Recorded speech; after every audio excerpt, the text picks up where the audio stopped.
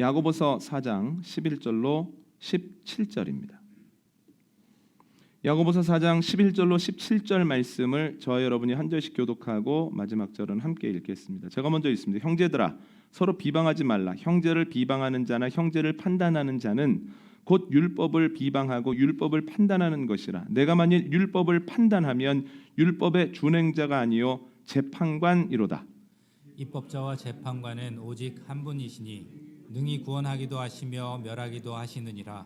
너는 누구이기에 이웃을 판단하느냐?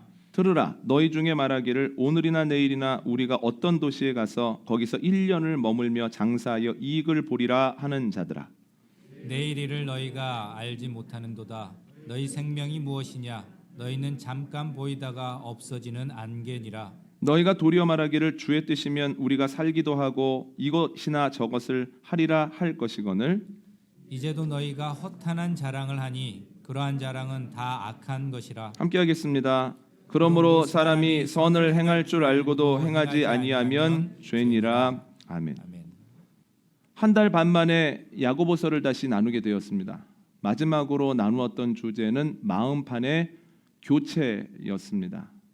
아무리 교회 안에 있고 성경적인 지식을 가지고 있다 하더라도 마음판이 교체되지 않으면 우리의 행동에는 어떤 변화도 일어나지 않습니다. 마음판이 교체되지 않았을 때 나타나는 현상을 야고보 사도는 세 가지로 정리를 해놨는데요. 첫 번째는 욕심으로 인한 다툼이고, 두 번째는 비교로 인한 시기이며, 세 번째는 열매 없는 신앙입니다. 우리의 마음값은 기본적으로 죄로 세팅이 되어 있기 때문에 우리가 자연스럽게 하고 싶은 대로 하면 이 세 가지를 계속 반복할 수밖에는 없다는 거죠. 그래서 우리의 마음판은 바뀌어야만 합니다. 그런데 문제는 마음판 교체가 쉽지 않다는 거죠. 그래서 마음판이 바뀌지 않는 나를 보면서, 배우자를 보면서, 교회 식구들을 보면서 낙심하고 좌절하기가 쉬우나, 그러나 우리가 낙심하지 말 것은 이미 우리에게는 마음판 교체에 대한 약속이 주어졌습니다. 그리스도 예수 안에 있으면 새로운 피조물이니 보라 새 것이 되었도다라고 말씀하셨죠. 그래서 마음판은 교체될 수 있고 교체될 것입니다. 마음판이 교체될 때까지 우리가 해야 되는 것은 주님의 은혜를 끊임없이 바라보는 겁니다. 주님은 나를 버리지 않으셔. 주님은 끝까지 나를 책임지셔 라는 마음을 가지고 주님의 은혜를 붙잡을 때에 언젠가 주님의 때에 마음판이 교체가 될 것이고, 또한 사단이 너 마음판 교체 안 돼. 너 이렇게 살다가 가는 거야. 저 사람 안 바뀌어. 너희 희망 없어. 너희 가족은 이게 최대야 라고 이야기할 때 그 공격에 단호하게 대처해야 됩니다. 야고보는 경험적으로 얘기를 합니다. 마귀는 대적하는 거다. 마귀를 대적하면 마귀가 피한다. 그래서 주님의 때에 이르기까지 주님을 붙잡고 마귀에는 대적을 해야 된다라고 하는 말씀을 나눴습니다. 이제 오늘 말씀 나누도록 하겠습니다. 오늘 본문에서 야고보는 믿음의 형제들에게 말합니다. 형제들아 서로 비방하지 말라. 그런데 이와 관련하여 11절에 판단이라고 하는 단어가 3번이나 나옵니다. 즉 오늘 본문에서 야고보는 믿음의 형제들에게 너희가 서로 비방하지 말고 판단하지 말아라 라고 말을 하는 거죠. 그런데 저 오늘 말씀을 묵상하다가 예전에 있었던 조금 부끄러운 일이 생각이 났습니다. 예전에 부목사로 사역을 할 때 맡았던 일 중 하나가 수요 예배 기획이었습니다. 지금 생각해도 그때 수요 예배는 매우 독특했습니다. 매월 주제가 있었어요. 그리고 주제에 맞추어서 모든 것을 준비합니다. 가령 그달의 주제가 그리스도 내 마음의 집이라고 하면 강단 장식을 주제에 맞춰서 하는 겁니다. 집이라고 하는 단어가 나왔기 때문에 매 수요일마다 강단에 집 모양의 세트가 세워집니다. 그리고 주제에 맞게 그 주 주제에 맞게 그 공간에 불이 이렇게 들어오게 만들어 놓는 거죠. 집이라고 하는 것을 함께 생각하다가 그래 집은 따뜻했으면 좋겠다. 그럼 그달의 색은 노란색 이렇게 정하면 매주 사회를 보는 저와 매주 설교자와 그리고 함께하는 사역자들은 그 한 달 동안 수요 예배 때마다 노란색 계열의 옷을 입는 겁니다. 그리고 매번 설교가 끝나고 결단을 할 때마다 문화적인 요소가 들어간 무엇인가가 있었습니다. 오케스트라 챔버도 들어가고 또한 워십도 들어가고 드라마도 들어가고 영상을 소개하기도 하고 하면서 그 주제에 더욱 집중하도록 만드는 거죠. 그런데 그 중에서 가장 중요한 것은 설교였습니다. 책임자인 제가 2달 전에 주제를 정하고 또한 각 주별로 설교 제목과 본문과 방향성에 대해서 정리를 해놓습니다. 그리고 설교자들에게 그것을 배포하는 거예요. 맡은 설교자들에게. 가령 이런 겁니다. 큰 주제는 그리스도 내 마음의 집이라고 하면 첫 번째 주제는 예수님을 만나기 시작하는 곳 문, 예수님과 교제가 시작되어지는 거실, 양식을 먹고 힘을 얻는 주방, 아직도 해결되어지지 않는 것을 감추어둔 벽장, 이런 식으로 제목을 짓고 설교를 준비하는 겁니다. 그것을 주고 난 이후에 설교자들이 모여서 서로 토론을 하고 서로 함께 설교를 준비합니다. 왜냐하면 주제에서 벗어나지 않도록, 혹은 너무 열정적으로 준비를 하다가 다음 주 주제까지 침범하지 않도록 서로 점검하는 거죠. 그리고 어떤 경우에는 설교 원고를 가지고 서로 함께 수정하는 작업도 거쳤습니다. 이러한 과정을 통해서 설교자들이 함께 성장을 했습니다. 그리고 수요 예배 설교자로 쓴다고 하는 것이 굉장한 자부심으로 다가왔습니다. 왜냐하면 수요 예배 설교를 한다라고 하는 것은 어떤 주제가 주어졌을 때에 내가 만난 주님은 어떤 분이다라고 하는 것을 풀어낼 수 있는 소양과 또한 함께 작업을 할 수 있다라고 하는 능력을 보여주는 것이기 때문이었습니다. 그러니까 수요 예배 책임자로서 누군가 교회에 부임을 하면 첫 번째 설교를 뒤에서 잘 이렇게 듣고 봅니다. 첫 번째 설교를 들으면서 결론이 3가지 중에 하나로 나는데, 첫 번째는 뭐냐면 수요 예배에 설 수 있겠는데, 첫 번째. 두 번째, 수요 예배랑은 안 맞는데, 세 번째, 한 번 더 봐야 되겠는데. 그런데 세 번째 경우는 별로 없습니다. 거의 대부분 설 수 있겠다, 못 서겠다, 그리고 결정을 해서 설교자를 정하는 거죠. 그런데 그것을 정하고 나면 그 한 번의 판단이 틀리지 않아서 대부분 그러한 모습으로 갔던 기억이 납니다. 그때는 그렇게 생각했습니다만 지금 돌이켜 생각해 보면 제가 판단을 하고 그 판단에 맞추어서 그 목회자와 목회자의 설교를 계속 바라봤기 때문에 아마 제 생각이 틀리지 않았다라고 착각을 했던 것 같습니다. 교인들은 몰랐고요. 저도 그 당시에 착각을 했었지만 참 교만했습니다. 쉽게 판단을 했습니다. 판단은 내가 잘하고 있다, 내가 잘 알고 있다라고 하는 교만에서 옵니다. 얼마나 부끄러운지 지울 수만 있다면 그때 그 모습을 지워버리고 싶을 정도입니다. 오늘 본문에서 야고보는 형제를 비방하거나 판단하지 말라고 하는데요. 이러한 관점에서 보면 오늘 본문의 내용은 교만하지 말라는 겁니다. 내가 잘하고 있다, 내가 잘 알고 있다라고 하는 마음으로 다른 사람 비방하지 말고 다른 사람 판단하지 말아라. 그리고 야고보에 의하면 교만은 그 사람이 좋은 신앙인이 되는데도 걸림돌이 되더라는 거예요. 오늘 보면 12절 한번 읽어볼까요? 11절입니다. 시작.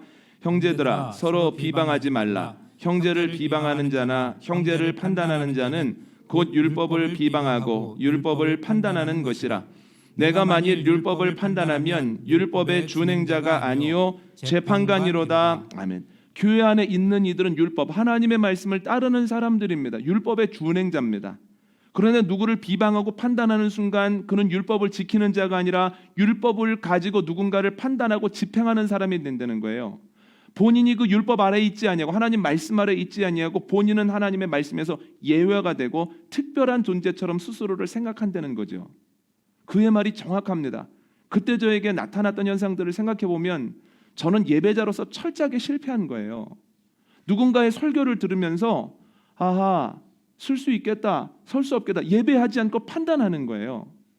또 누군가의 설교를 듣고 은혜를 받았다고 생각했는데 때로 깊이 생각해 보면 은혜를 받은 것이 아니라 우리가 계획한 대로 되어지고 있는 것에 흡족하거나 계획대로 되어지지 않은 것에 대한 굉장한 불편함이 제 마음에 있었던 거죠.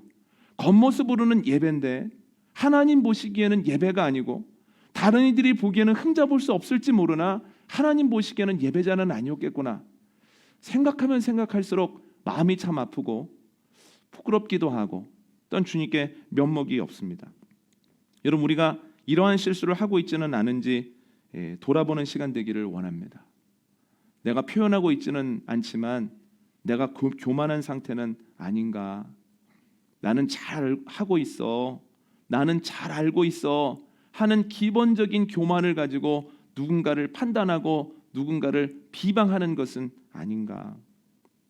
13절을 보면 야고보는 다른 대상을 책망하는데요.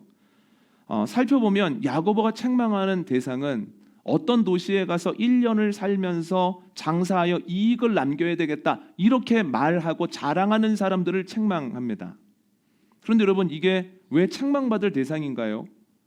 장사하는 사람으로서 어떤 도시에 가서 장사해서 이익을 남기겠다라고 계획을 얘기하는 것이 왜 책망받을 만한 일인가?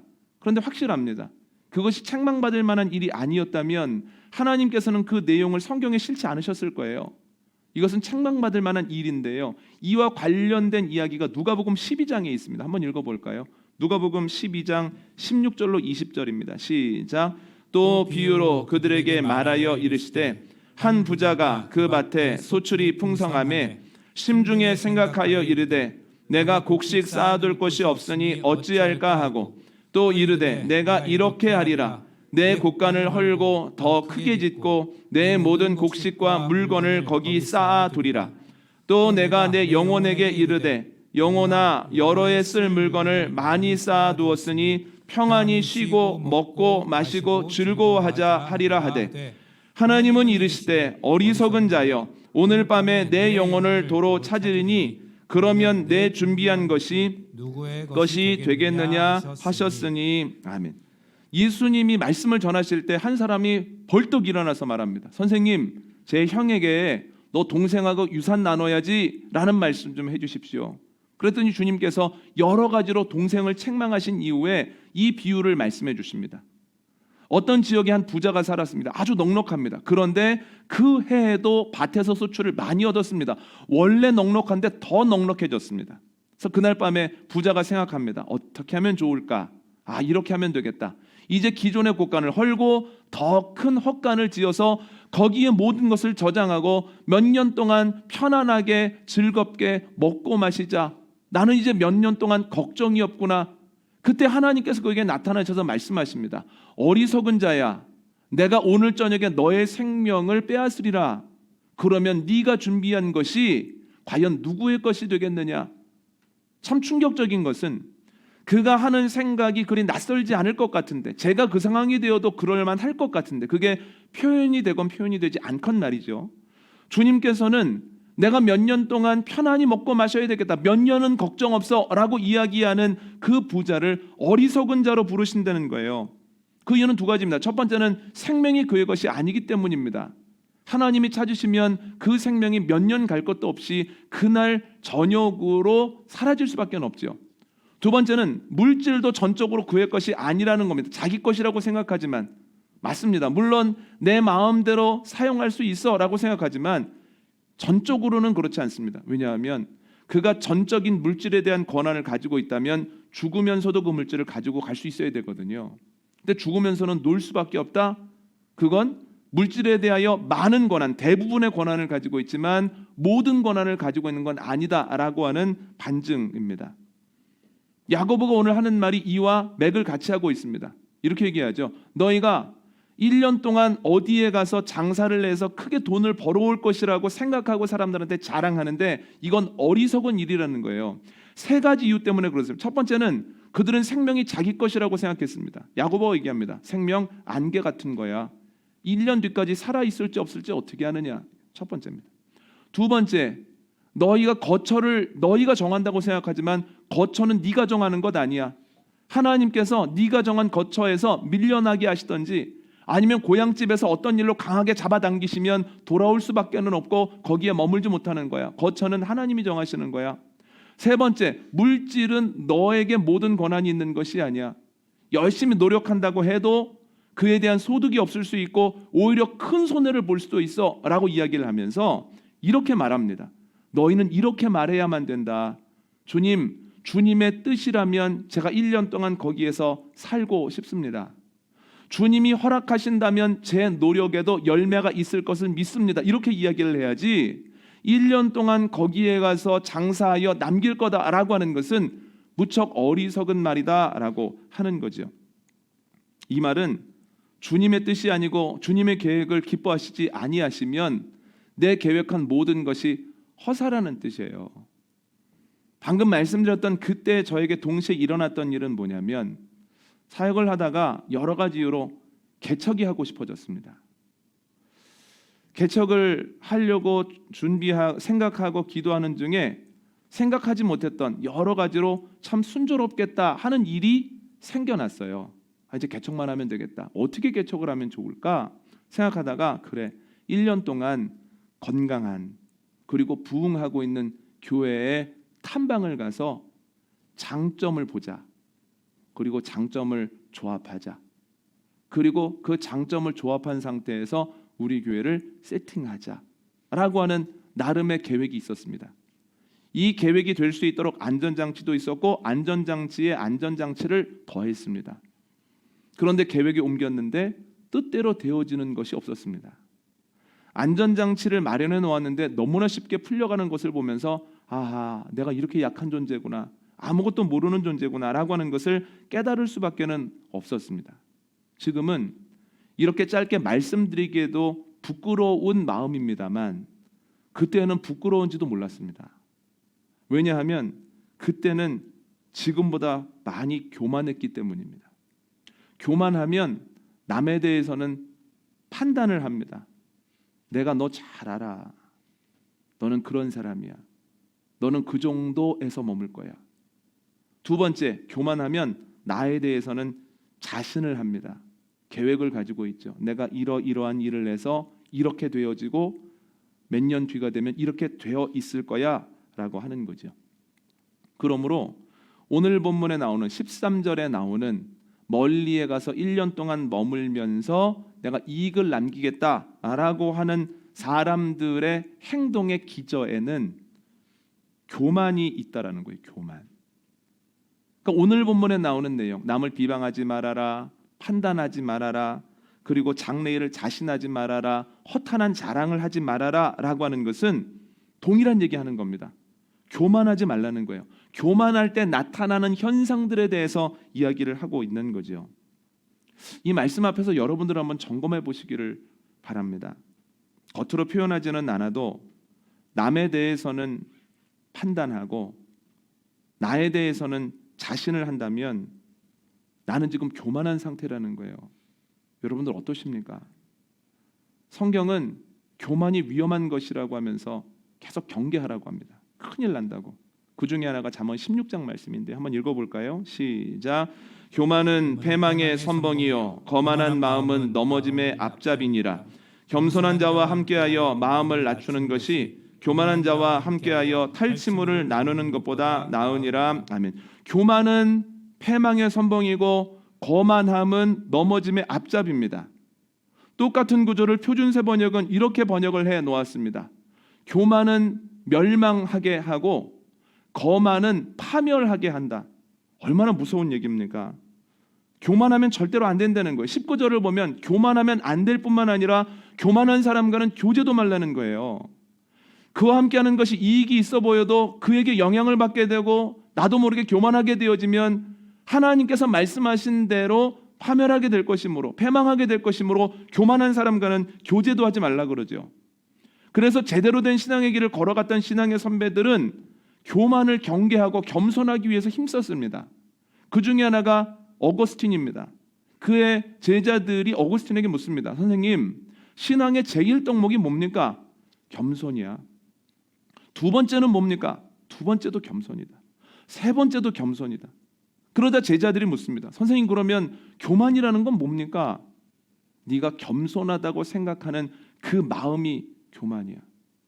계속해서 어거스틴과 같은 성인으로 불릴 만한 사람도 끊임없이 교만과 싸우고 내 마음이 교만한 상태가 아닌가를 점검했다라고 하는 거예요. 여러분, 겸손은 성령님이 우리 안에 오실 때 주어지는 그 열매 중에 하나이긴 하지만, 그러나 그 전에도 우리가 주님께 구해야 하는 덕목이고 그것을 위해 힘써야 하는 표대다라고 하는 겁니다. 여러분, 교만을 경계하고 겸손함으로 나아가는 저와 여러분 되시기를 원합니다. 그런데 정말로 교만이 위험할까요? 예, 그렇습니다.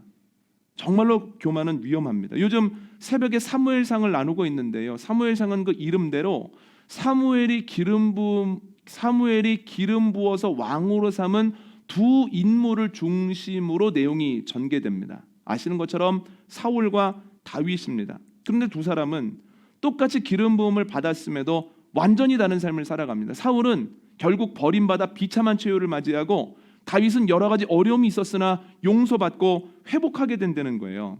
예전에는 이게 너무 이상하더라고요. 불공평하게도 느껴지고, 읽으면서 역사란 승자의 역사인데 성경도 이런가? 사울은 넘어졌고 다윗은 승자로서의 많은 걸 누렸기 때문에 이렇게 다윗 중심의 무엇인가를 기록해놨나 하는 의구심이 들 정도였습니다. 그럴 수밖에 없는 것이, 다윗은 살인하고 간음한 사람이에요. 그런데 사울왕에 대해서는 그가 간음했다는 기록도 없고 그가 살인했다는 기록도 없습니다. 오히려 그가 했던 것들을 보면 인간적으로는 이해가 되는 부분들이기 때문에 왜 사울은 이렇게 혹독한 판단을 받았고 이렇게 다윗은 넉넉한 판단을 받았는가를 고민할 수밖에는 없었다는 거예요. 그런데 지금 생각해 보면 그 이유는 사울이 교만했기 때문입니다. 교만했기 때문에 말씀하신 대로 패망한 겁니다. 여러분, 사울도 처음에는 겸손했던 사람이에요.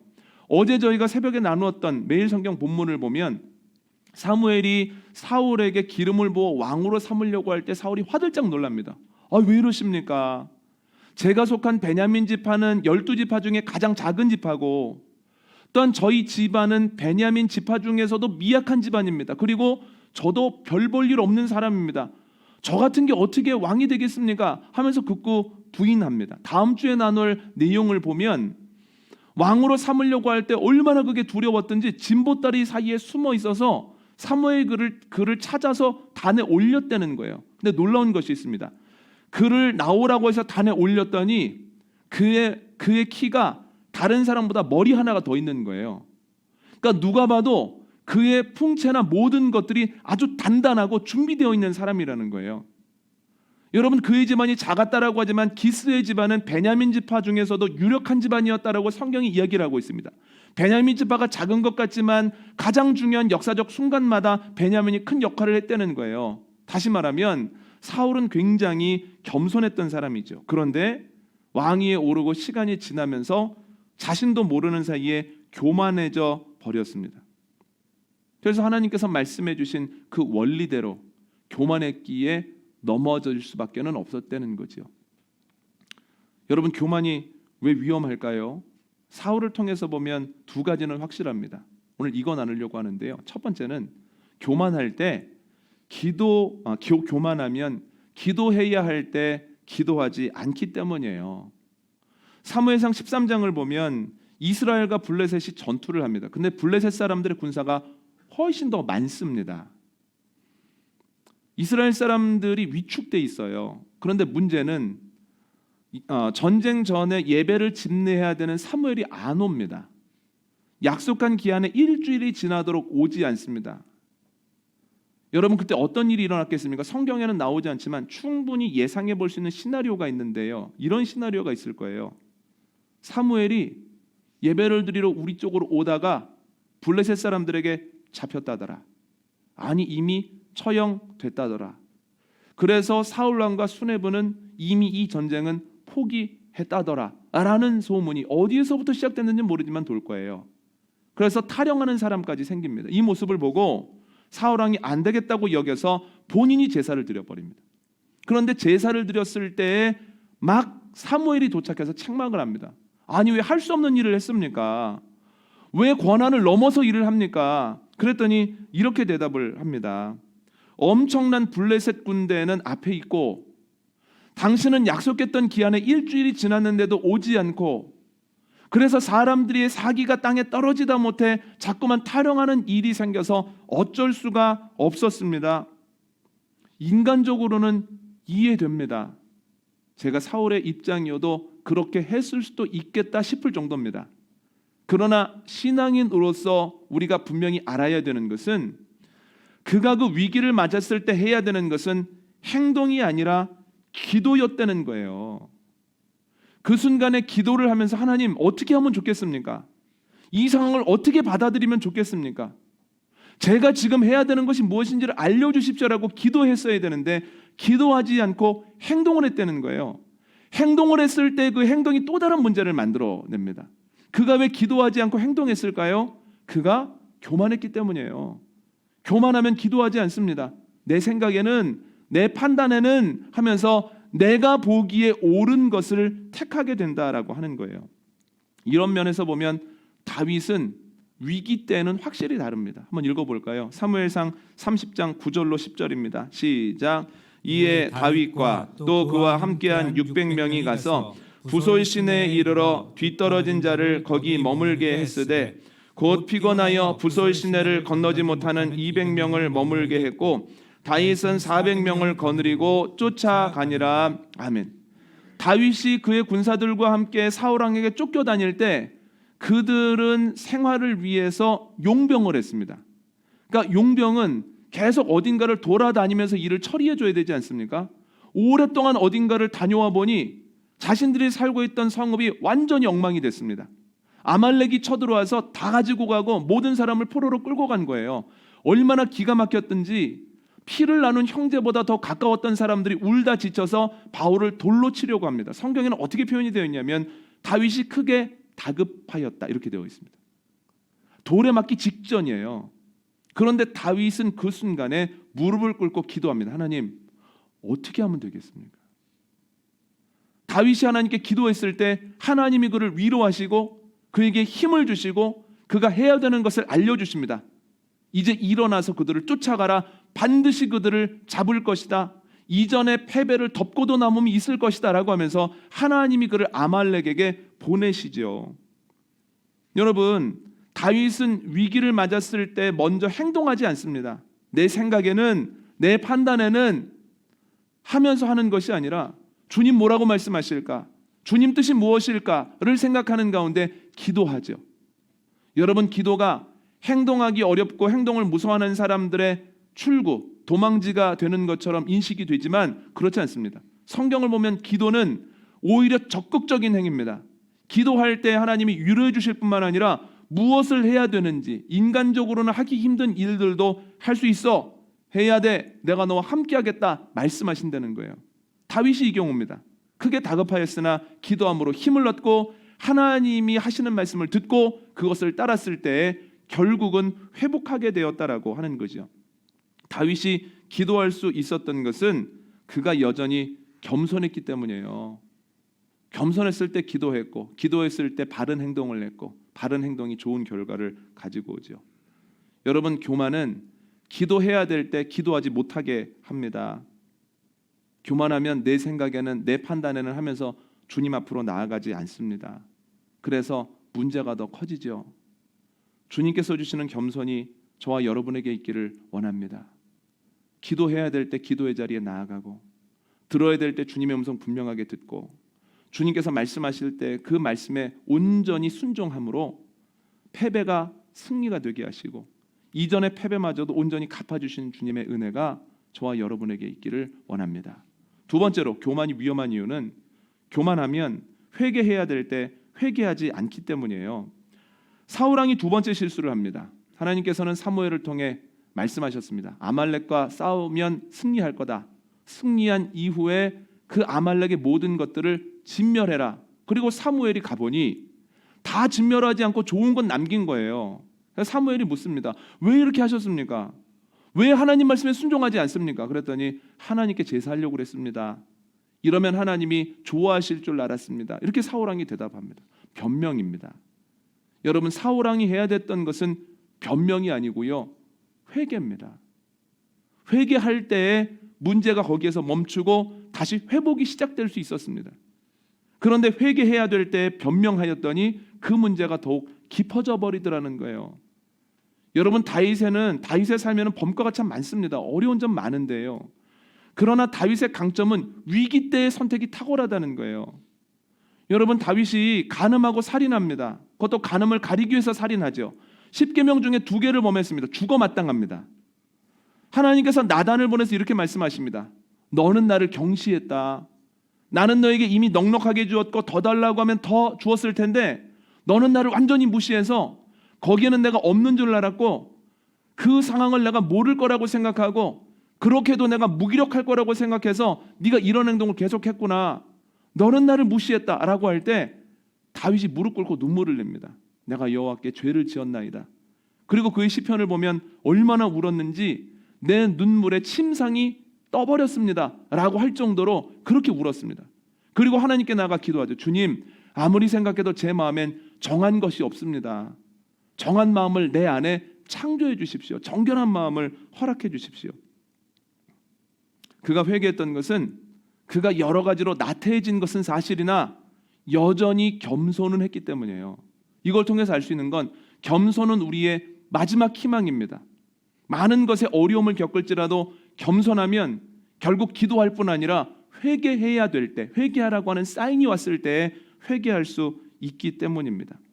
반면 교만하면 내가 어때서 그럴 만한 사정이 있어 라고 하면서 회개가 아닌 변명을 하게 된다는 거예요. 여러분, 교만이 아니라 겸손의 삶을 살아감으로 사울 왕이 아니라 다윗 왕의 길을 걸어가는 저와 여러분 되시기를 원합니다. 겸손함으로 기도해야 될 때 기도하고 회개해야 될 때 회개하는, 그래서 하나님께서 우리에게 주기를 원하시는 복된 삶을 누리는 저와 여러분 되시기를 원합니다. 오늘 말씀 정리합니다. 야고보는 교만하지 말라고 합니다. 그 이유는 교만이 위험하기 때문입니다. 잠언 말씀처럼 교만은 패망의 선봉이고 거만은 넘어짐의 출발점입니다. 그러므로 지금 내가 교만하지 않은지를 계속해서 점검해야 됩니다. 남에 대해서 판단하거나 나에 대해서 자신하면 내가 교만한 상태임을 인식해야 합니다. 교만이 정말로 위험한 이유는 교만할 때에 기도할 시간을 놓치고 회개할 기회를 놓치기 때문입니다. 여러분, 내 힘이 아니라 내 능력이 아니라 지금까지 주님의 모든 것이 은혜였다라고 하는 것을 기억하고 늘 겸손의 자리에 있을 때 기도하고 회개함으로 복된 삶을 살아가는 저와 여러분 되시기를 원합니다.